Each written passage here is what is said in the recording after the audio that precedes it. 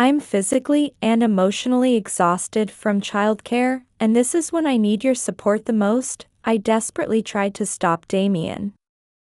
I'm at my wit's end listening to Sage cry every night.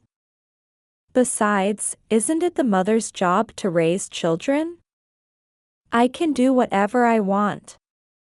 Damien had the nerve to say such things. How cruel. Going on vacation by yourself at such a difficult time. I'll have fun without you. Damien laughed as he threw these words at me and hurried out with his luggage. I tried to chase after him, but I couldn't because I heard Sage crying from the back room. Overwhelmed with sadness and misery, I broke down crying right there. I haven't been working all this time just to support this deadbeat husband. I wanted to build a life together, supporting each other as a couple. But it seems Damien has no intention of working anymore.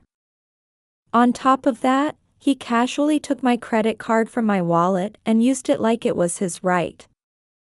I'm sick of being taken advantage of by someone as sneaky as Damien. I pulled myself together and started thinking about how to make things most difficult for him.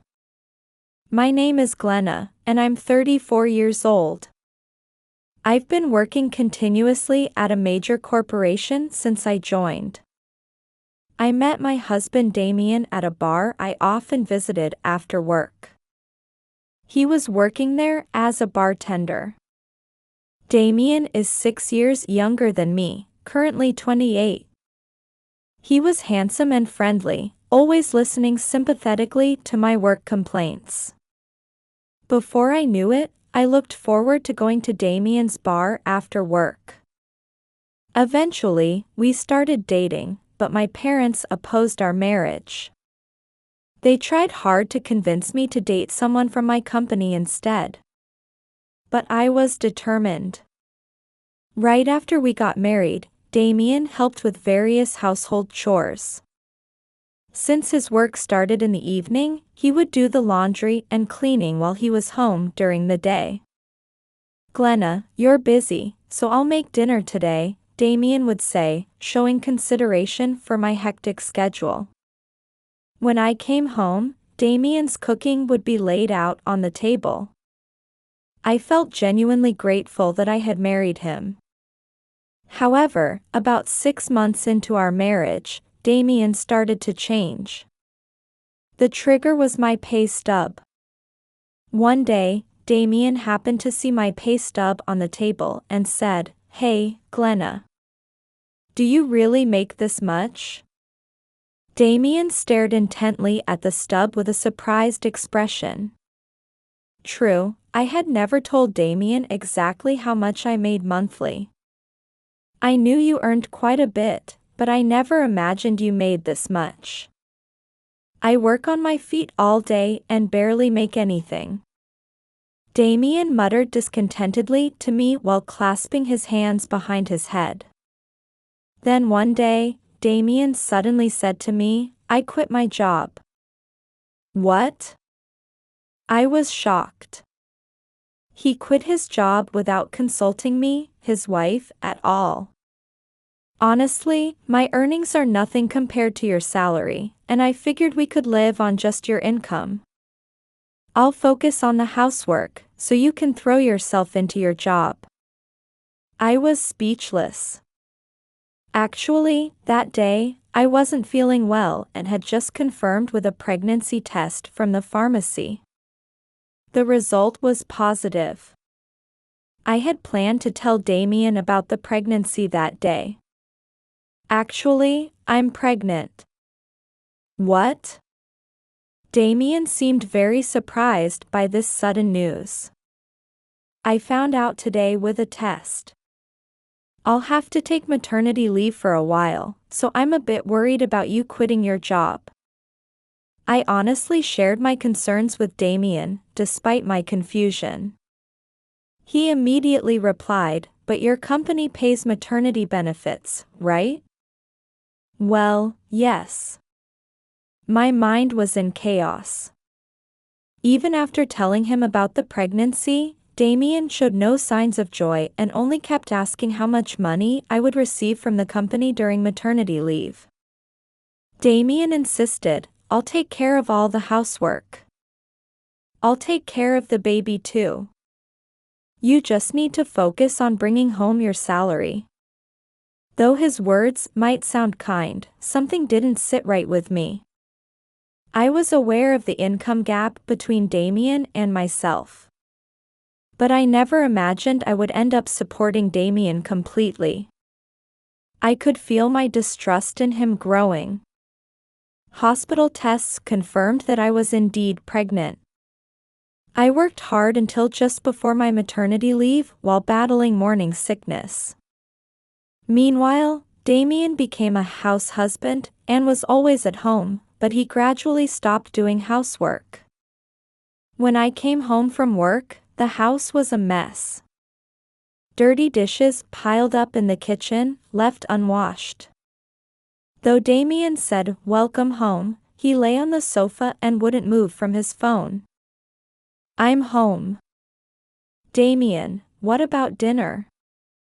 "I already ate at the local diner." "Sorry, but you can heat up some frozen food." Damien said this while pointing to the freezer. Exhausted from work and hungry, I didn't even have the energy to argue with him, so I just heated up frozen food as suggested that day. Time passed, and eventually I entered my maternity leave period. Once I was home all the time, Damien did even less. When I asked him to do more housework, he would say, "You're home now too, so it's weird if I'm the only one doing housework," and storm out angrily. While our marriage continued to deteriorate this way, fortunately, the baby in my belly grew steadily. Eventually, I reached full term and gave birth to a healthy baby girl, whom we named Sage. After the birth, my mother came to our house to help out. I have an older sister named Natalie. Natalie is already married and lives in an apartment with her husband Kane. They don't have children, and Natalie is a housewife. One day, Natalie came to visit our house alone. "Congratulations on the baby, Glenna." Natalie brought a gift to celebrate my baby's birth. "Oh, she's so cute." Natalie happily held and gazed at Sage. Damien watched Natalie with a smirk. I felt uncomfortable. Compared to plain, work-focused me, Natalie was a striking beauty with the charm to captivate men.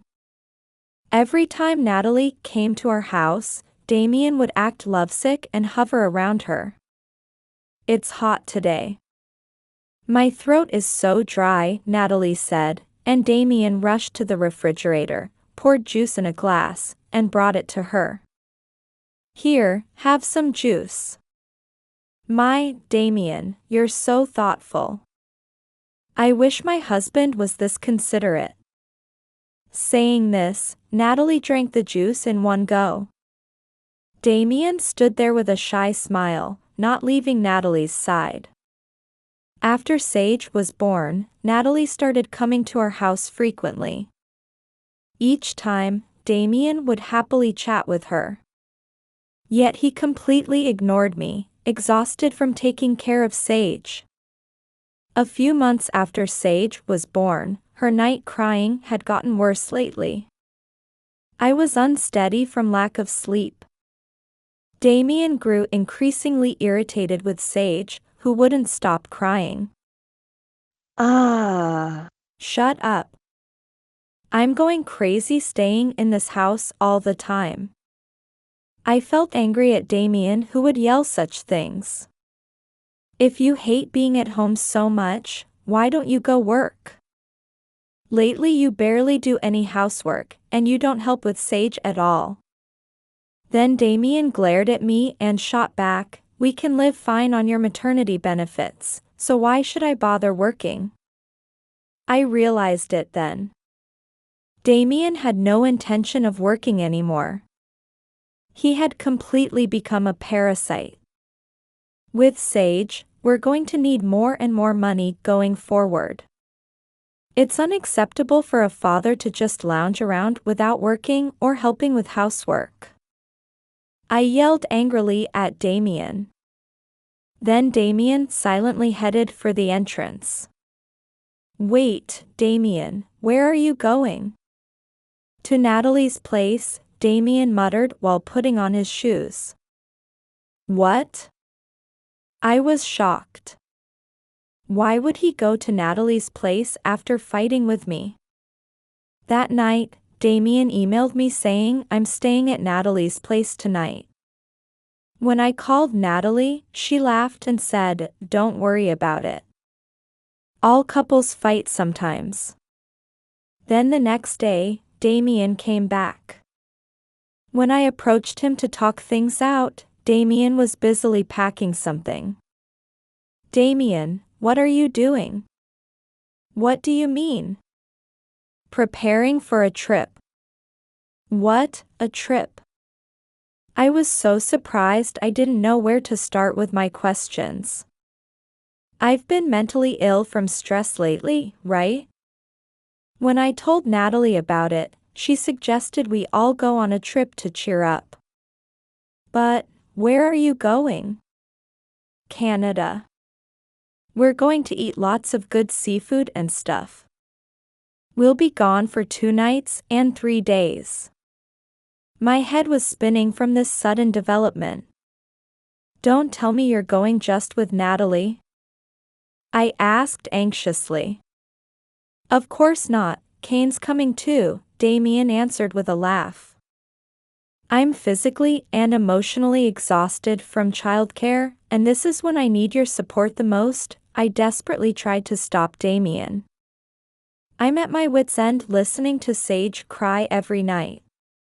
Besides, isn't it the mother's job to raise children? I can do whatever I want. Damien had the nerve to say such things. How cruel.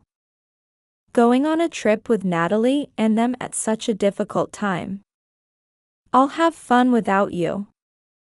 Damien laughed as he threw these words at me and hurried out with his luggage.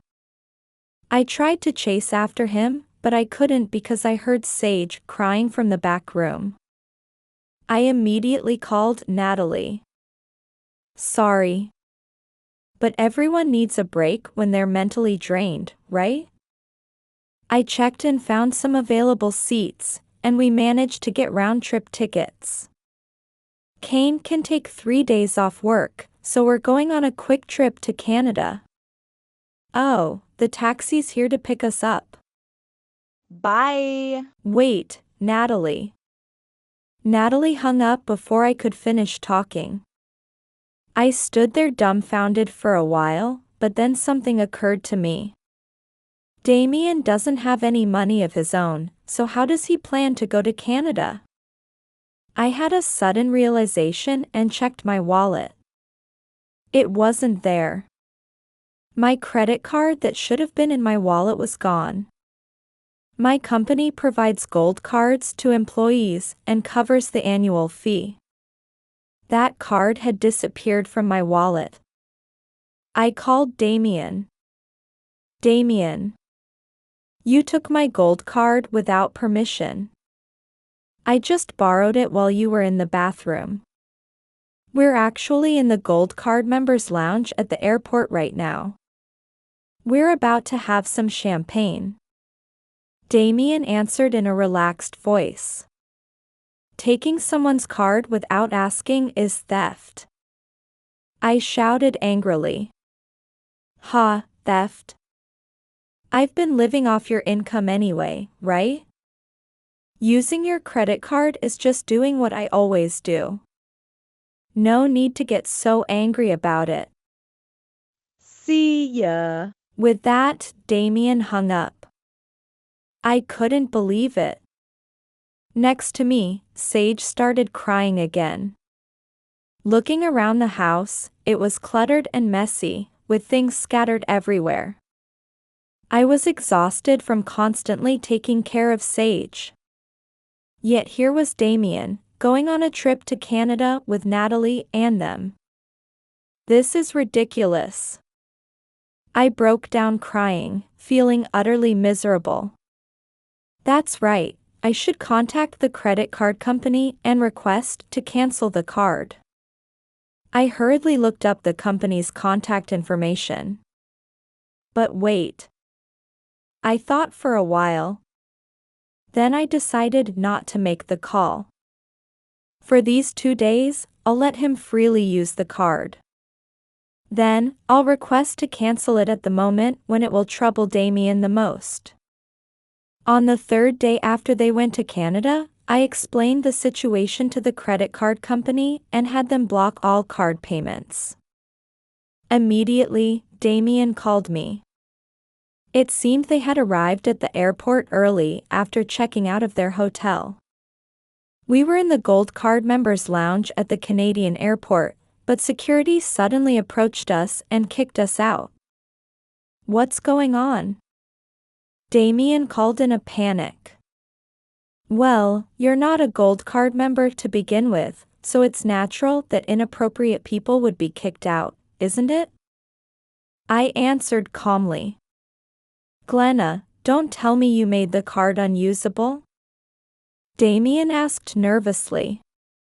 Yes, that's right, I answered briefly. You're kidding. Wait a minute. I'm being taken to some kind of interrogation room at the airport. They're grabbing my arm and escorting me.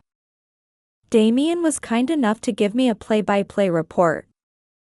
Well, when someone who's not the cardholder uses it fraudulently, of course they'll be stopped, I replied. Hey, this isn't funny. At this rate, I won't be able to return to Japan.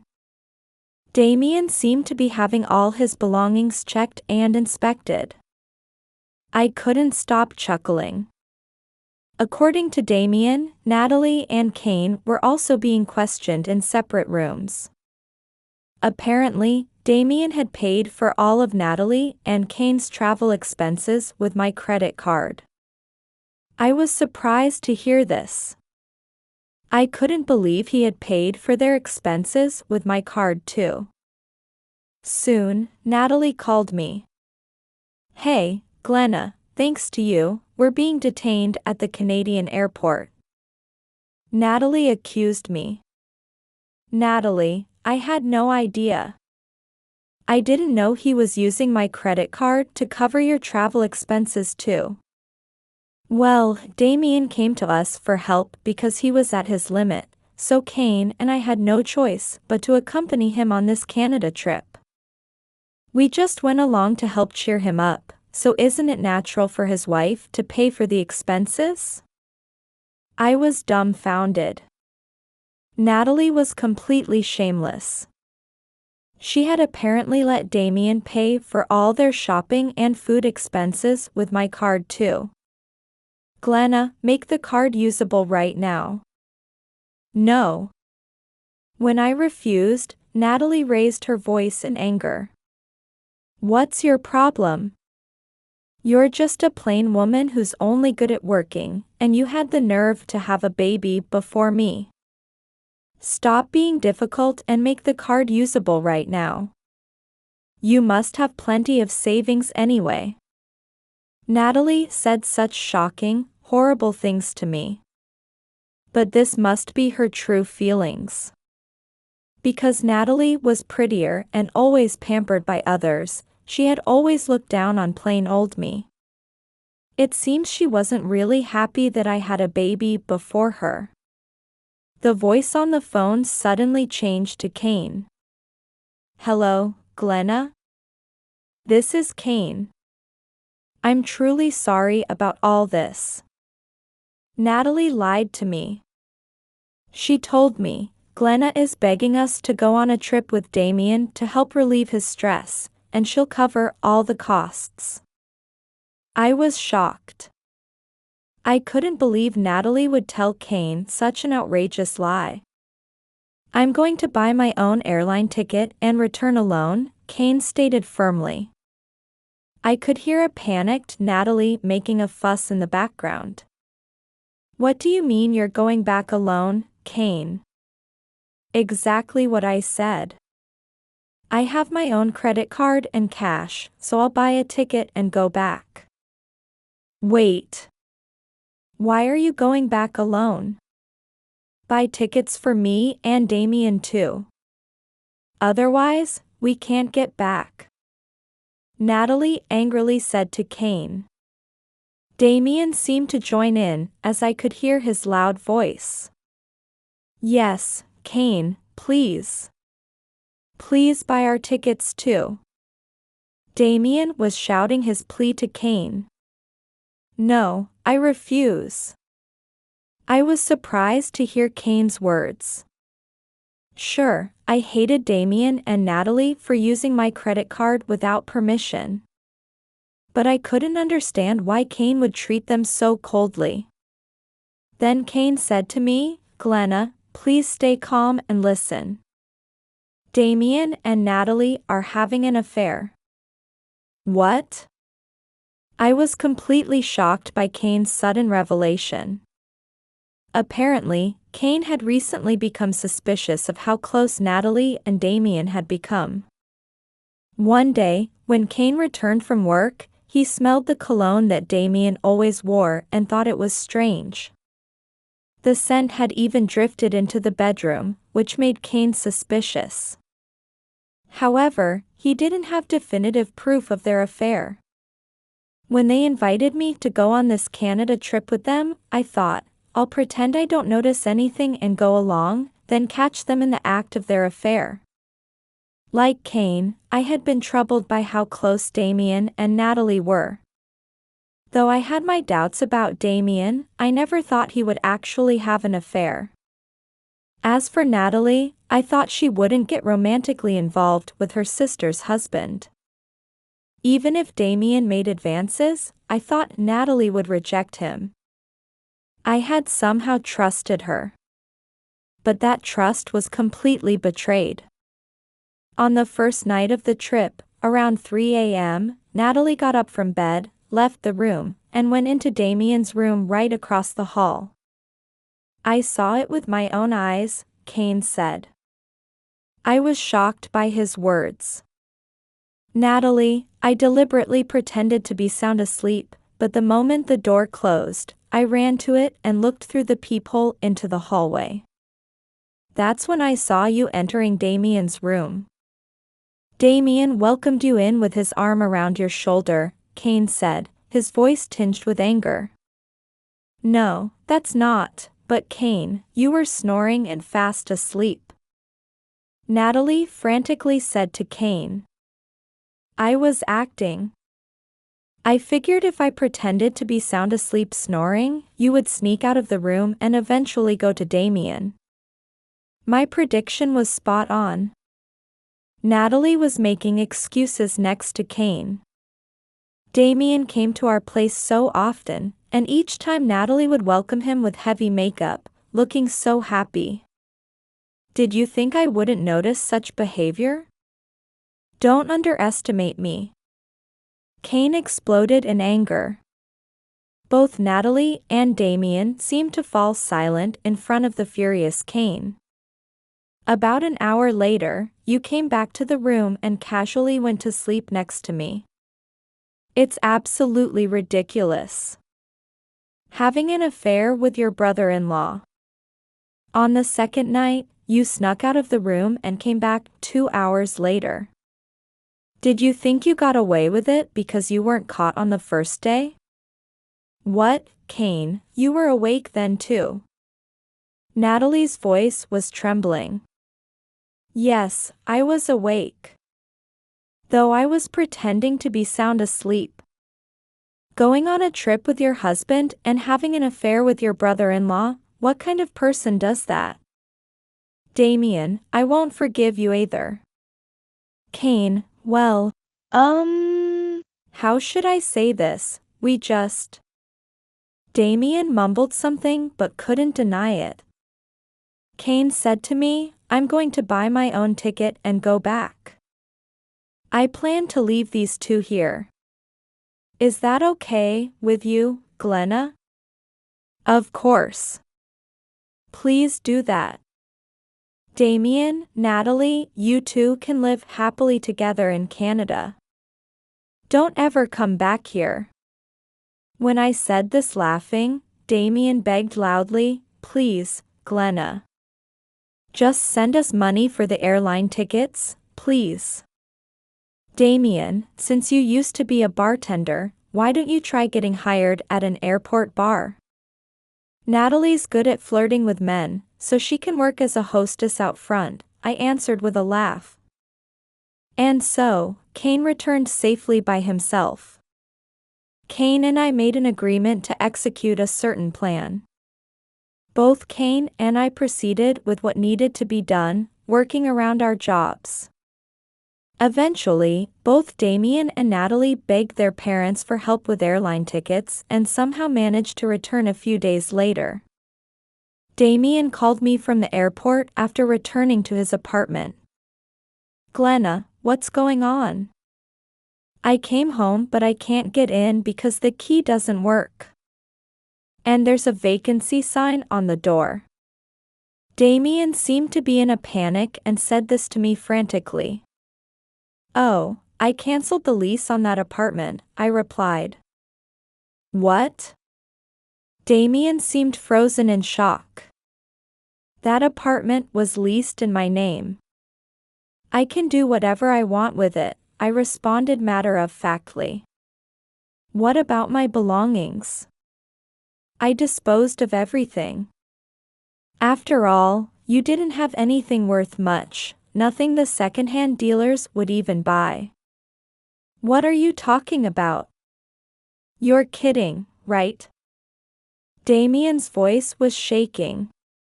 You have the minimal belongings you took to Canada, right? That should be enough. You can sleep rough anywhere. Sleep rough. Glenna, where are you now? I'm not telling you. I've moved and am living peacefully with Sage in a new apartment, I said with a laugh. I'll return your credit card. Please, meet with me. Damien kept begging to meet. That card has long been cancelled. There's no point in getting it back, I answered coldly. I deliberately let you use the card freely until partway through so that I could saddle you with debt after the divorce, I explained. Divorce? Debt? Yes.